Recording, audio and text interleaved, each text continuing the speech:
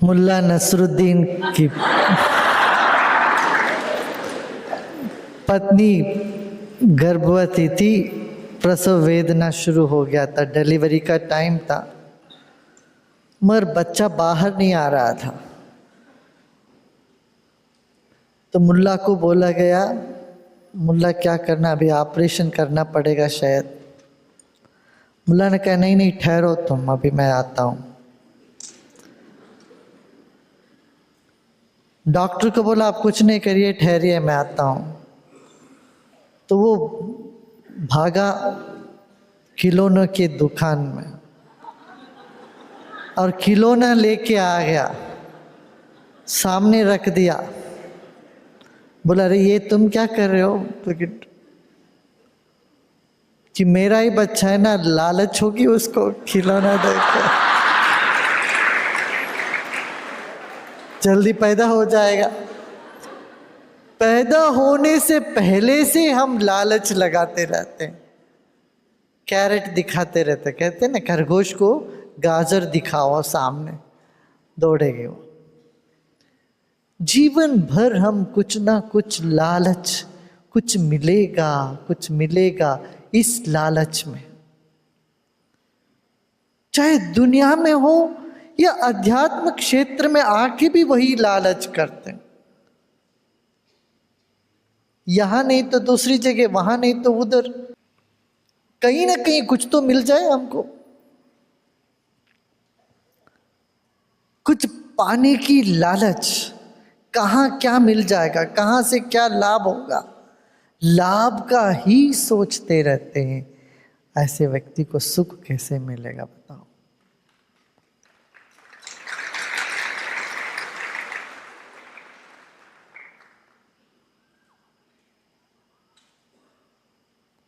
ना लोभी को सुख मिलता है, ना कामी को सुख मिलता है। जो निष्क्रिय होता है उसी को सुख मिलता है, निस्संग होता है वही सुख मिलता है। क्यों?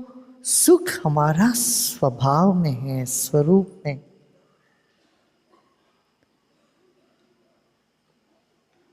संग से मिलने वाला सुख दो कोटि का है। निस्संग होकर के जो सुख की उपज आती है अंदर से, ये सच में सुख है। संग का सुख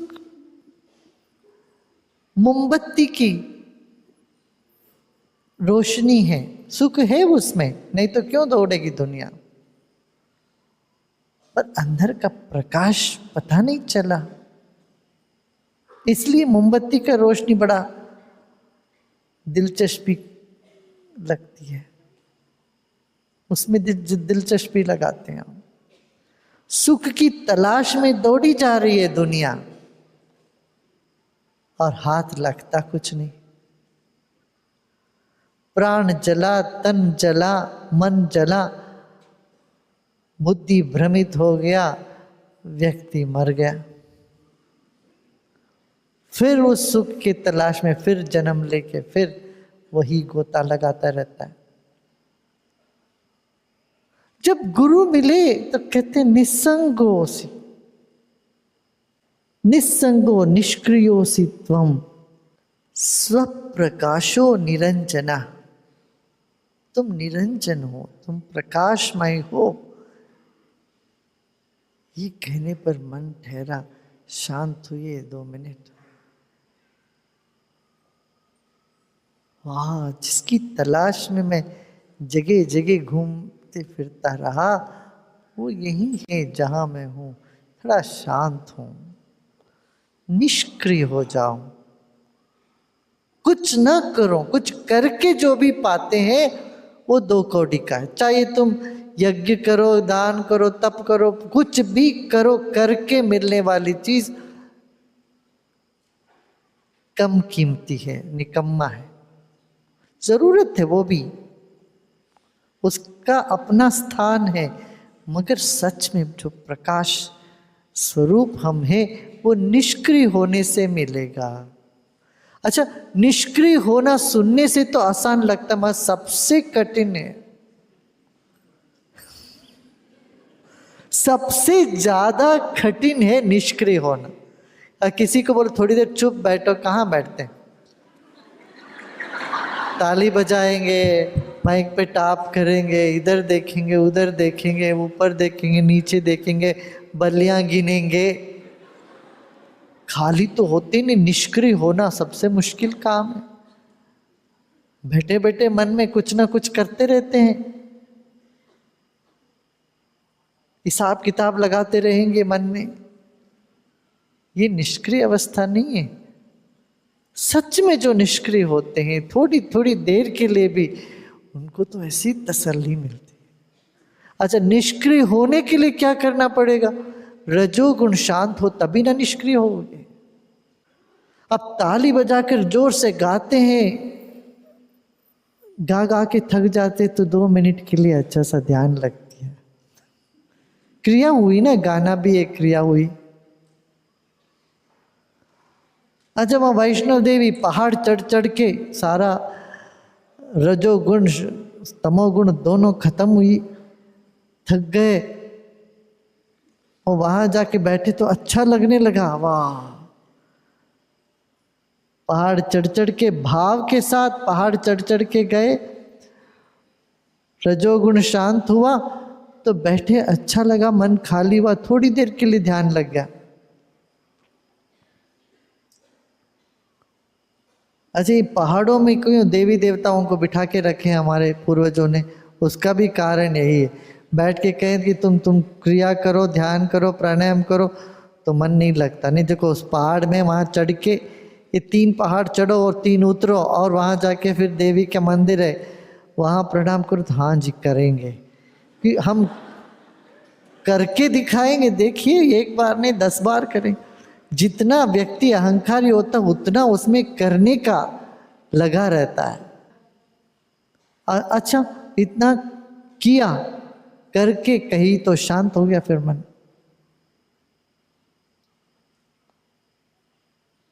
अब इतना पहाड़ चढ़ते हैं तो आपकी सांस भी चढ़ता है, अब प्राणायाम हो ही जाता, वहां क्रिया सुदर्शन क्रिया हो जाता है। कई बार चढ़ते चढ़ते 7 पहाड़ चढ़ो और उतरो, चढ़ो उतरो, सांस की गति ऊपर नीचे होते होते होते क्रिया होगी। वहां जाके तुम बैठने से तुम्हारी मनोकामना पूरी होगी।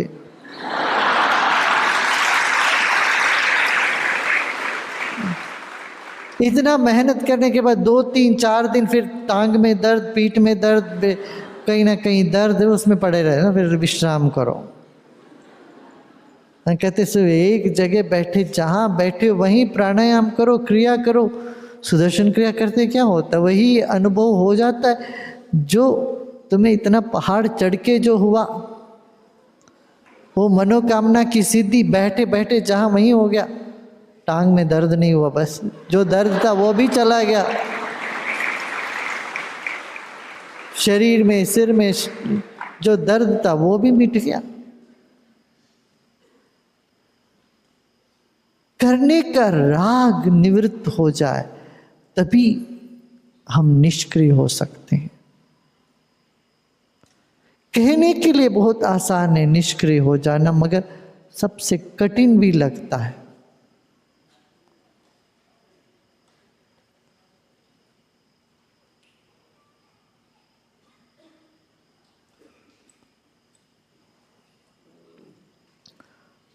संग से मिलने वाला सुख सीमित है। देखिए, हमारे जो 5 इंद्रियां है ना, इनमें भोगने की शक्ति सीमित है। आप कितना स्वाद ले सकते हो, कितना खा सकते हो, कितना देख सकते हो, कितना सूंघ सकते हो, कितना सुन सकते हो। प्रवचन भी कुछ देर सुनने से बहुत अच्छा लगता है। मान लो मैं 10 घंटे बैठ के बोलूं, मैं तो बोल सकता हूँ। आधे लोग सो जाएंगे, कुछ समाधि में चले जाएंगे, बाकी उठ के इधर उधर खिसकते चले जाएंगे।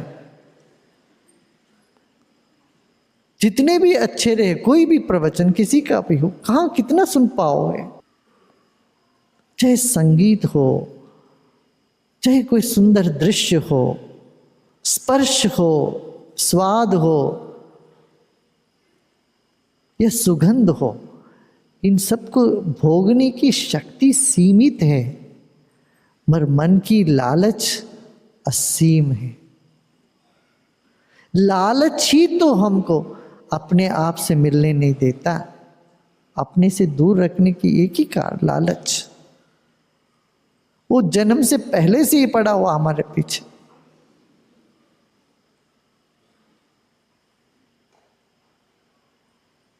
कुछ ना कुछ खिलौने की लालच लेके हम आगे बढ़ते रहते हैं।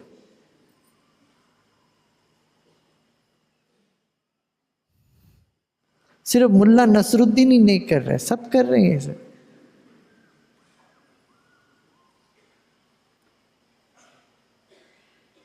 हर धंधे दुनिया में लालच पैदा करने का ही है।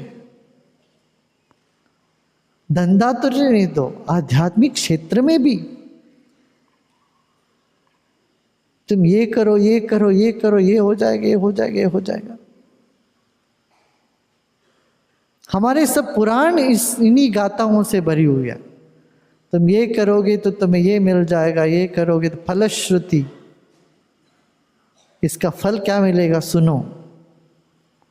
अष्टावक्र कहते निष्क्रियो निस्संगो निष्क्रियो,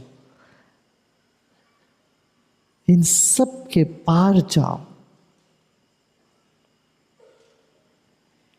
यहां तक कहा समाधि से बहुत सिद्धियां मिलती है, मगर समाधि के साथ भी तुम्हारा लगाव नहीं होनी चाहिए। उसको भी सहजता, सहज समाधि होनी चाहिए।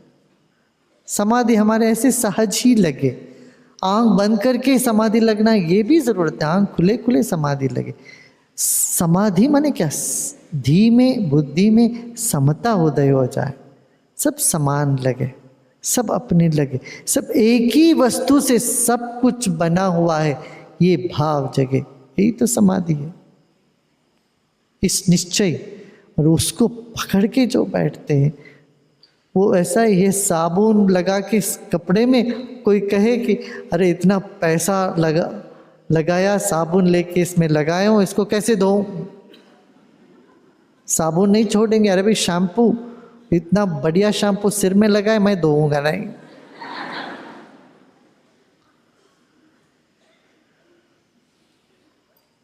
जिसको मैल धोने के लिए प्रयोग करते हो, यदि ऐसा ना समझी से वो ही मैल बन जाएगा। फिर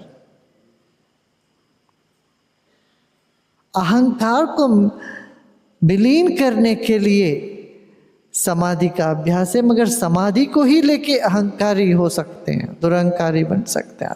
अरे मेरे को ऐसी समाधि लगते, मेरे बराबर कोई नहीं है,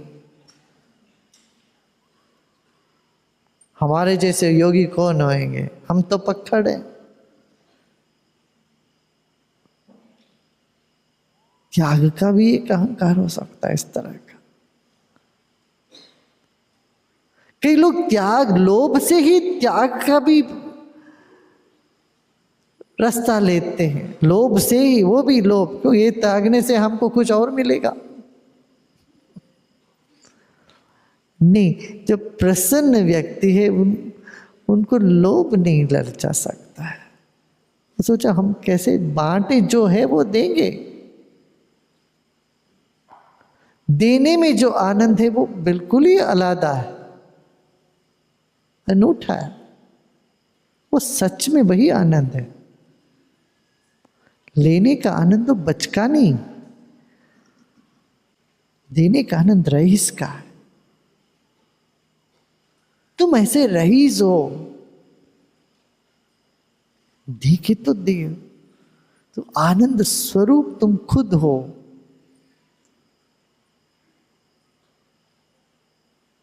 सिर्फ कोई राजा होने से रईस हो जाता है ये मत समझना। ये भाव होना चाहिए ना, मैं मस्त हूं, मैं तृप्त हूं, मैं मुक्त हूं, मुझे कोई चीज ललचा नहीं सकता। मैं यहां हूं, मैं देने के लिए, देते रहूंगा, देता रहूंगा। और कोई लेता नहीं लेता इसका भी कोई फर्क परवाह नहीं है। तो देना मेरा स्वभाव है। जो फूल से सुगंध छूटता है, फूल थोड़ी ना दिखता है सबके नाक तक पहुंच गया कि नहीं। अरे किसी के नाक तक मेरा सुगंध पहुंचाने में क्यों दूं सुगंध, ये तो नहीं सोचता। इसका स्वभावगत है, सुगंध फैलाने का, वो देता रहता है। हवा सुगंध को बहलाता रहता है हवा। तो ये तो नहीं देखता कि तुम उसको स्वीकार करते हो कि नहीं करते हो। हम इस स्वभाव में हैं, हम तृप्त हैं, हम आनंदित हैं।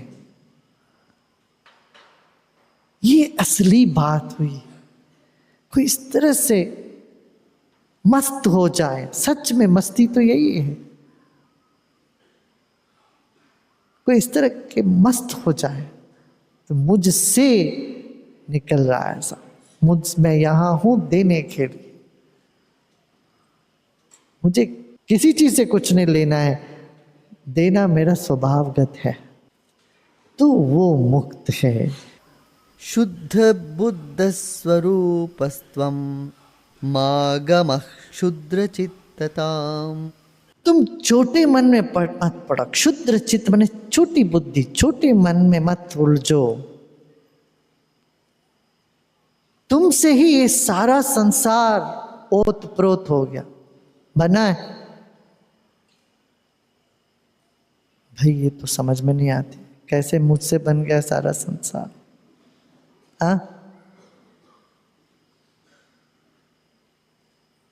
आपको पता है आपके मुंह में कितने ट्रक अनाज गए हैं? कोई आइडिया है? नहीं आइडिया।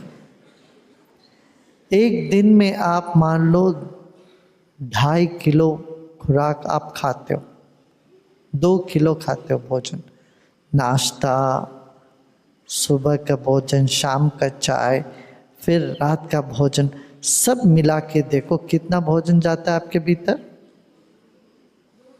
2 किलो, 2 से 2.5 किलो।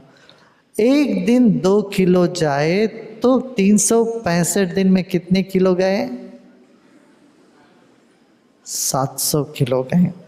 बीच में त्योहार आ गया, कहीं पार्टी में चले गए, शादी में चले गए, वो कुछ उसमें ज़्यादा जोड़ लो ना थोड़ा सा,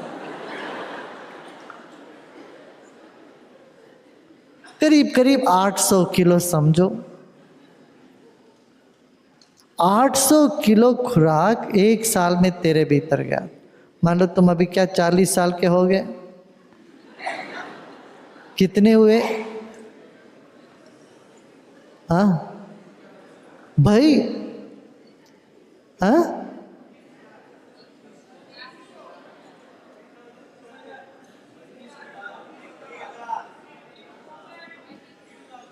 32 टन, 32,000 किलो चला गया तेरे भीतर। 40 साल में 50 हो तो 32,000 टन अनाज तेरे ये छोटे से मुंह के अंदर घुसता हुआ, आधा नीचे निकल गया, आधा और शरीर में रह गया, कुछ बुद्धि के रूप में खर्चा हो गया इसका। 32,000 किलो माने कितने ट्रक? एक ट्रक में 2 टन चलता है? नहीं, 1 टन ही चलता है। एक ट्रक में नहीं, एक ट्रक में 10 टन चलता है? नहीं जाता है। ट्रक में कितना 5, 6, 7 टन चलते हैं, बस इससे 3 टन चलते हैं, मेरे को यही पता है। एक ट्रक में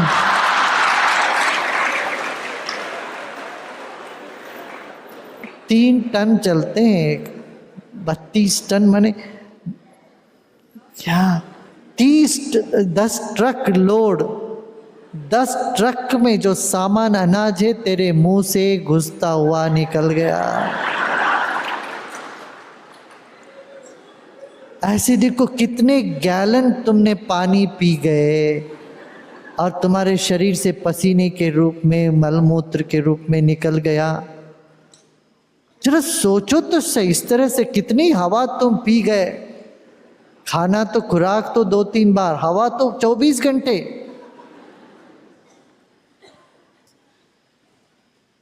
इस दुनिया में कोई नई चीज नहीं, सब रिसाइकल्ड है, वही चीज बार बार आती है।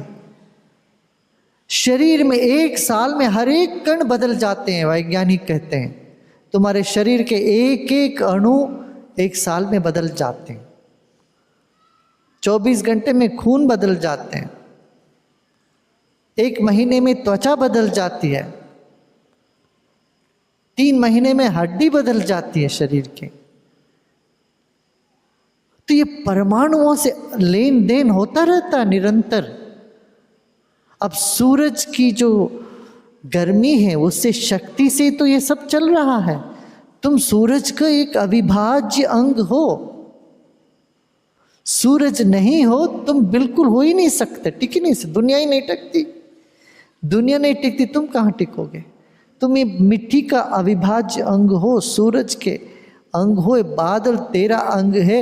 ये सारा संसार तुमसे है, तुम और संसार में कोई भेद नहीं है। तुम्हारा शरीर पंचभूतों से हुआ, ये संसार भी, और ये पंचभूत लगता है ठोस है, ठोस नहीं है, ये सब तरल है।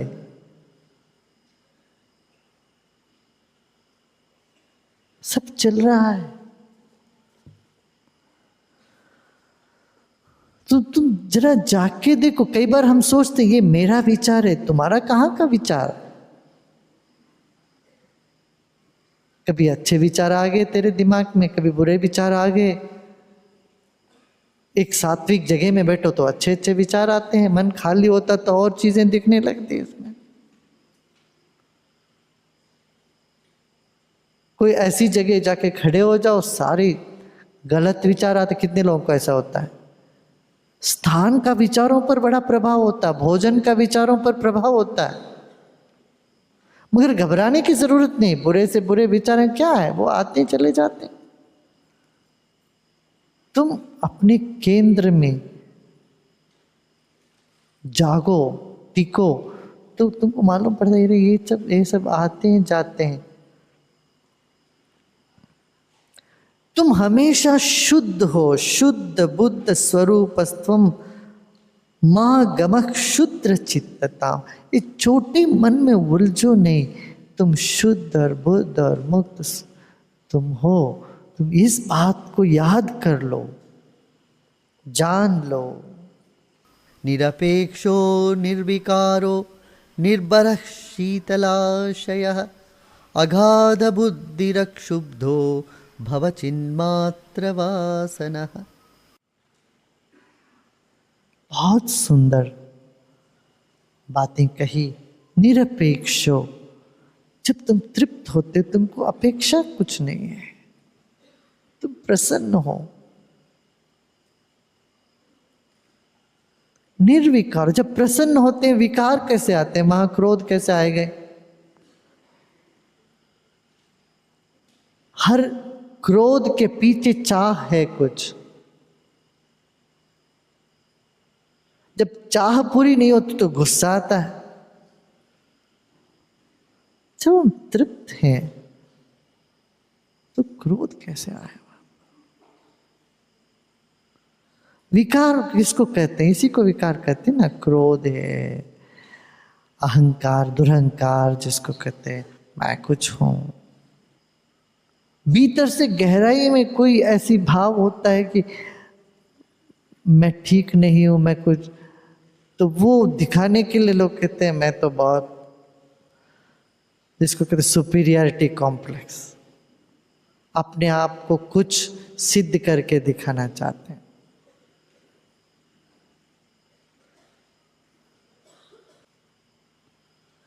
अखड़, जहां भी अखड़ दिखती है तुम्हें, जान लेना वहां फूल है, अंदर कुछ।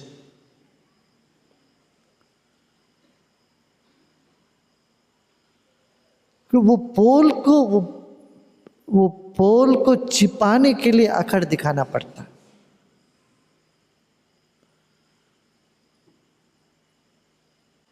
सहजता, सरलता, पूर्णता के साथ साथ चलते हैं। जितना तुम तृप्त हो वहां निर्विकारता सहज ही होता है।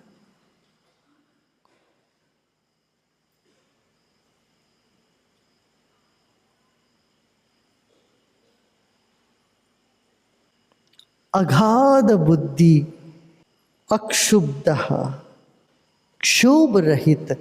क्षोभ माने बेचैनी, एक तरह का मन में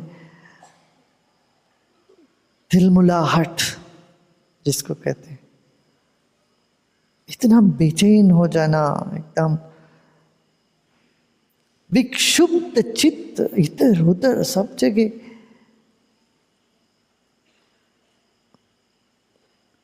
क्यों अंदर कुछ कमी है, पोल है, इसको ढकने के लिए हम तरह तरह का आडंबर,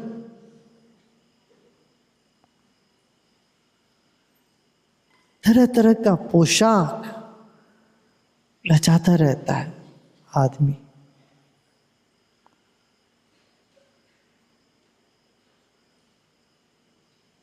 जो बहुत रईस है वो दिखाने नहीं जाता है, थोड़ा कम है उसमें वो दिखाना चाहता है, मैं बहुत रईस हूं, देखो।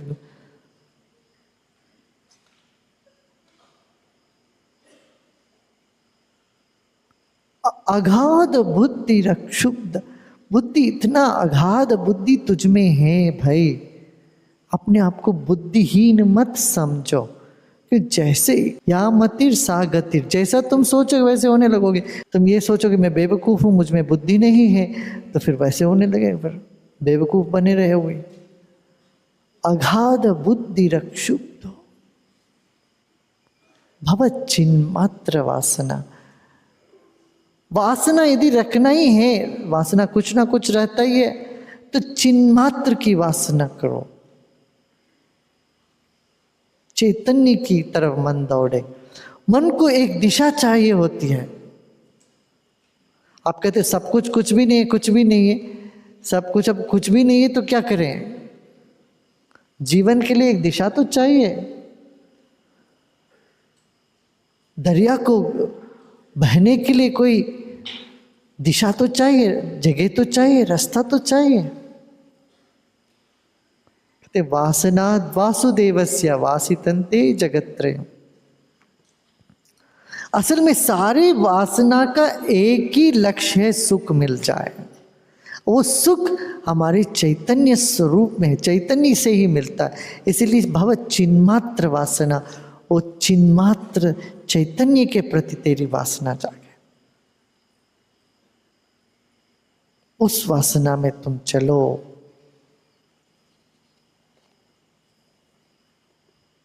क्या यहां बैठे तो चिन्मात्र वासना से तो बैठे हो।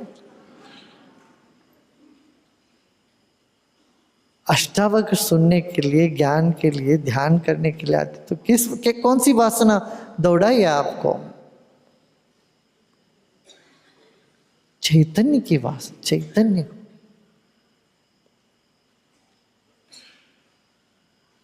यहाँ वो चैतन्य की शक्ति मिल रही है ना, सत्संग में बैठते तो चैतन्य की शक्ति मिल रही है वहां, इसलिए वो ये भी तो वासना ही है। मगर इस वासना को बनाए रखो। ज्ञान, ध्यान, समाधि चैतन्य के प्रति रहे। साकारमनृतं विद्धि निराकारं तु निश्चलम् एतत्तत्त्वोपदेशेन न पुनर्भव संभवः। तुम यदि वैज्ञानिकों को सुनोगे तो वो यही कहेंगे, साकार सच नहीं है। सच क्यों नहीं है? बदलता है। 10 साल पहले का तुम्हारा चेहरा आज का चेहरे में फर्क है, फर्क है कि नहीं?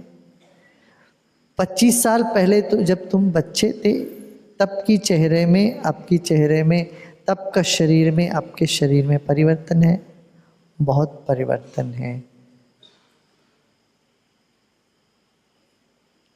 और आगे 10 साल में तेरा आकार भी बदलेगा।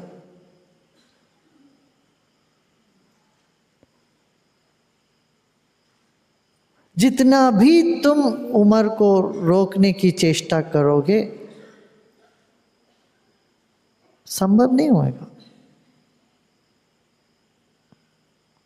पूर्णतः उसमें तुम सफल नहीं हो पाओगे, ताकि शरीर अपने ढंग से चलता है। सब आकार, दुनिया में जो भी साकार संसार है ये सच नहीं। सच क्यों नहीं? ताकि ये बदलता रहता है, बदल जाएगा। शरीर में सबसे तरल है मन, सबसे स्थूल है हड्डी। हड्डी भी हजारों सालों में बदलती रहती है, इसीलिए वो कार्बन डेटिंग जब करते हैं हड्डियों को प्रयोगशाला में ले जाके उसका जांच लगाते हैं, पता लगता है कि कितने साल पुराने हैं। देखिए हर साल में उसके ऊपर एक परत चढ़ जाता है, उसमें परिवर्तन।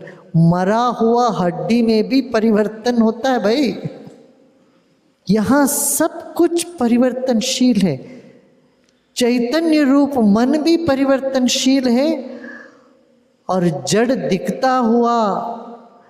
दिखता है नहीं, जड़ दिखता हुआ जो हड्डी भाई वो भी परिवर्तनशील है। तो ये सब के सब परिवर्तनशील है। क्यों? इन सब में आकार है। मन बुद्धि चित्त को भी साकार में ही गिना गया, मगर सिर्फ आत्मा एक निर्विकार है, निराकार है। सिर्फ आत्मा एक निराकार और निर्विकार है। तो ये साकार सब परिवर्तनशील है, ये तुम जानो। और तुम साकार नहीं हो, तुम निराकार हो।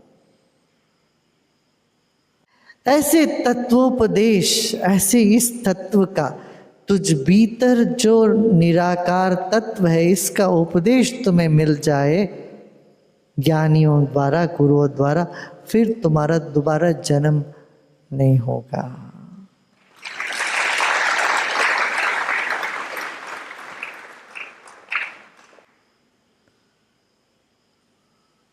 तुम चाहे तो जन्म ले सकते हो, वो अलग बात है, जबरदस्ती नहीं। भाई एक जो रास्ता भूल गए वो रास्ता खोजता हुआ निकला ये आदमी, वो भी उसी रास्ते पर चल रहा है रास्ता खोजता हुआ। और दूसरा एक तो गाइड है जो रास्ता जानता है और लोगों को लेके जा रहा है उस रास्ते पर। दोनों रास्ते पर चल रहे हैं। एक तो इधर उधर देख रहा है, भयभीत है, पता नहीं कि सही रास्ता है गलत रास्ता है, खोजता हुआ चाल। एक खोजी की चाल है, एक तो मार्गदर्शी की चाल है। एक मार्गदर्शक भी चल रहा है उसी मार्ग पर, एक खोजी भी चल रहा है। खोजी के लिए मार्गदर्शक की ज़रूरत है। खोजी चल रहा है, नई नई चीज़ें वो देखते जा रहा है। पथदर्शक के मार्गदर्शक को पता है कहाँ पड़ाव है, कहाँ वो पगडंडी, उसको पता है हर कदम पर, उसको पता है यहाँ कहाँ चल रहे हैं, क्या हो रहा है। तो दोनों चल रहे हैं। देह दंड है धरणन को, सबका एक सा होय, ज्ञानी काटे ज्ञान से, मूर्ख काटे रोई।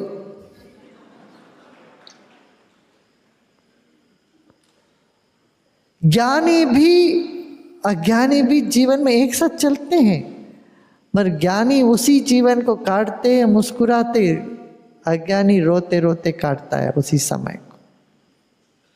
अनंत काल से ये जीवन मृत्यु का जो खेल चल रहा है, किसी जीव को बड़े समृद्ध घर में जन्म मिलता है और किसी जीव को ऐसा घर जिसमें भरपेट खाने को भी नसीब नहीं होता। इस विटंबना के पीछे का रहस्य क्या है? किस आधार पर किसी जीव को जन्म मिलता है? 5 रहस्यों में से एक रहस्य है जन्म रहस्य। ये भगवान ने, कुदरत ने बहुत कृपा करके जन्म को रहस्य बनाए रखा, नहीं तो तुम दुखी रह जाओगे पुरानी सारी बातें याद करके। अच्छा है तुम नहीं जानते हो। पर एक समय जीवन में ऐसा आएगा जब तेरी चेतना, तेरा मन वर्तमान में रहने लगे, वर्तमान में पूरी तरह से टिकने लगे, तब तुम्हें स्मृति भी जागेगी, मैं कहाँ था, क्या था, मैं कौन था। ये सब स्मृति तुम्हें जगने लगे। किसी किसी को ना भी जगे तो भी कोई हर्ज नहीं है, किसी पूरा मिट ही जाएगा, किसी किसी को याद आएगा फिर मिट जाएगा।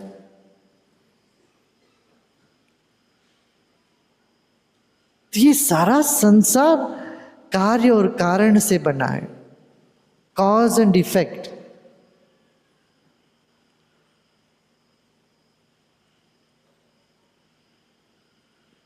कोई आज धनी है तो भी उसका कारण है, कोई आज गरीब है तो भी कारण है।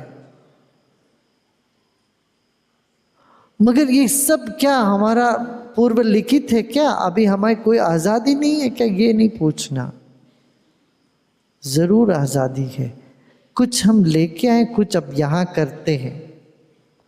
हमें कर्म स्वातंत्र भी है, विवेक भी है, और कर्म का फल भी भोग रहे, पूर्वार्जित भी है।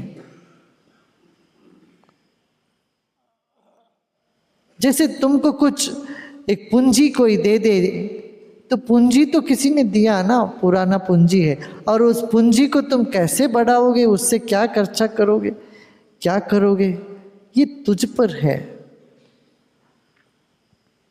एक ज्योतिषी ने कहा किसी से, अरे तेरे बेटे के हाथ से तो हजारों लोग खाएंगे।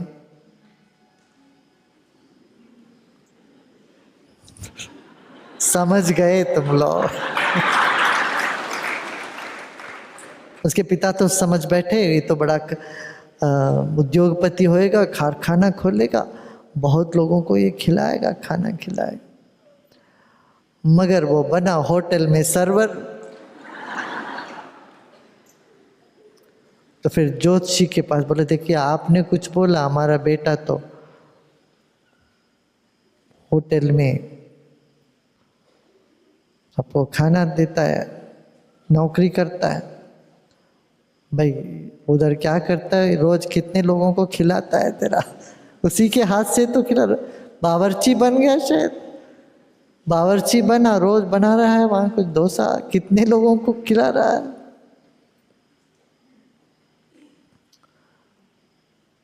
तो हमारा तो सच ही हुआ।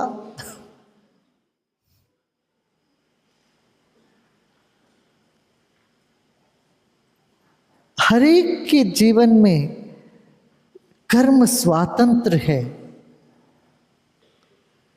और पूर्वार्जित कर्म का भी असर है। गरीब भी अमीर हो सकता, अमीर भी गरीब हो सकता, ये सब संभावना है। ठीक है ना? जहां तुम पैदा हुए हो वो तो कर्म से पैदा हुए हो, मगर जहां तुम पहुंचना चाहते हो वो तुम्हारे ऊपर है। आज इतना काफी।